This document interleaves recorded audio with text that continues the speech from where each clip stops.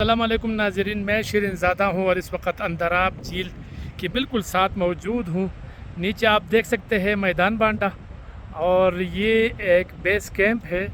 यानी आप यहाँ अगर आप नीचे देखें तो ये होटल भी है और काफ़ी मतलब चीज़ें यहाँ पर मौजूद है।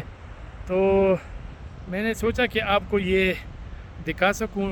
आप ये एरिया अगर आप देखें तो अभी भी मतलब कुछ सयाह यहाँ से फिर 5 मिनट का पैदल ट्रैक है और यहाँ तक आप जीप में आ सकते हैं। जीप के बाद फिर जो है ना आप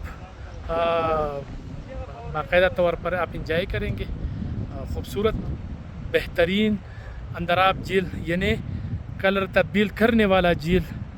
तो ये आपके साथ शेयर करना चाहता हूँ। आज से तकरीबन 4-5 साल पहले मैं आया था।